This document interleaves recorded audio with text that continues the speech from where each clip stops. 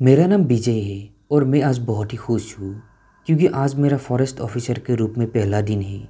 मुझे बचपन से जंगलों से बड़ा लगाव था क्योंकि जंगल में एक अलग तरह की शांति होती है, इसलिए मैं फॉरेस्ट ऑफिसर बनना चाहता था और आज जाकर मेरा वो सपना पूरा हो गया।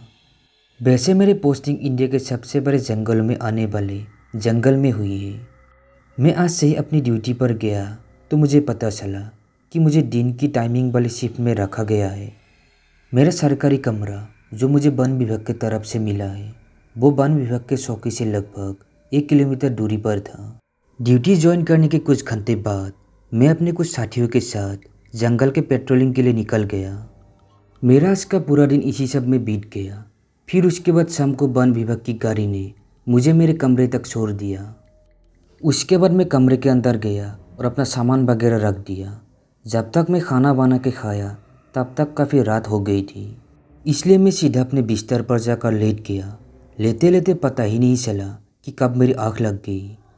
उसके बाद पता नहीं कितनी देर में मेरी आँख खुली तो मुझे खिड़की के बाहर से किसी के रोने की आवाज़ बहुत तेज़ तेज़ सुनाई दे रही थी। आवाज़ सुनकर मैं अपने बिस्तर पर उठकर बैठ गया। मैं बैठे बैठे यही सोच रहा था कि इतनी रात को कौन हो सकता है जो इतने बड़े जंगल में रो रहा है। उसके बाद मैंने सोचा क्या पता किसी को मेरी मदद की ज़रूरत हो। यही सोचकर मैं अपने बिस्तर से उठा और खिड़की के पास जाकर देखने की कोशिश करने लगा। लेकिन मैंने जैसे ही बाहर देखा तो बाहर कुछ भी नहीं दिख रहा था क्योंकि बाहर बहुत अंधेरा था। उसके बाद मैं जैसे ही पीछे अपने बिस्तर की तरफ मुड़ा तो वो रोने की आवाज़ और तेज़ आने लगी। मैंने सोचा चलो एक बार बाहर देख कर ही आता हूँ, कहीं किसी को मेरी मदद की ज़रूरत तो नहीं है। इतना बोलकर मैंने अपने बैग से टॉर्च निकाली और अपने घर से बाहर निकलकर घर के पीछे की तरफ जाने लगा। अंधेरी रात थी और मैं जैसे जैसे चल रहा था वैसे वैसे मेरे चलने की वजह से जंगल में जो सन्नाटा था वो भंग हो रहा था। उसके बाद मैं चलते चलते जैसे ही अपने घर के पीछे पहुंचा तो वो रोने की आवाज़ साफ साफ सुनाई देने लगी थी। घर के पीछे पहुंचते मैंने ज़ोर से आवाज़ लगाई और कहा, अरे कौन है वहाँ? पर मेरे इतने ज़ोर से बोलने के बाद भी किसी ने कोई जवाब नहीं दिया। लेकिन वो जो कोई भी था वो लगातार अभी भी रोए जा रहा था। उसके बाद मैं थोड़ा आगे की तरफ जाने लगा। मैं आगे बढ़ते बढ़ते आवाज़ लगा रहा था और बोल रहा था, अरे कोई है तो मुझे जवाब दो, डरो मत, मैं तुम्हारी मदद करने के लिए आया हूँ। लेकिन मेरे इतना कुछ बोलने के बाद भी किसी ने कोई जवाब नहीं दिया। फिर उसके बाद मैंने अपने आप से कहा, अब कोई भी हो मुझे क्या, मैं मदद तो करना चाहता हूँ पर कोई जवाब नहीं देगा तो मैं मदद कैसे कर पाऊँगा। ऊपर से यह इतना अंधेरा है कि इस टॉर्च की रोशनी में भी कुछ भी नहीं दिख रहा है। इतना बोलकर मैं जैसे ही वापस घर की ओर जाने को हुआ तभी मैंने अपनी टॉर्च की रोशनी में देखा मेरी थोड़ी ही दूरी पर एक लड़की बैठी हुई थी और उसी की रोने की आवाज़ इतनी देर से आ रही थी। उसे देखने के बाद मैंने उसे पहले वहीं से खड़े खड़े आवाज़ लगाई और ज़ोर से कहा, कौन है आप और क्या हुआ है आपको? मेरे इतना बोलने के बाद ही उस लड़की ने अपना सर ऊपर करके मेरी तरफ देखा, लेकिन उसके बाद उसने फिर से अपना सिर नीचे करके रोने लगी। मुझे ये देखकर बड़ा ही अजीब तो लग रहा था पर मैं फिर से आवाज़ लगाई और कहा, अरे कौन है आप और क्या हुआ है आपको? मेरे इतना बोलने के बाद उस लड़की ने फिर से अपना सिर ऊपर करा और बिना कुछ बोले ही अपना सिर नीचे करके रोने लगी। उसके बाद मैंने सोचा क्या पता क्या ज़रूरत हो उसको, चलो उसके पास जाकर देखता हूँ। इतना बोलकर मैं उसकी ओर जाने लगा।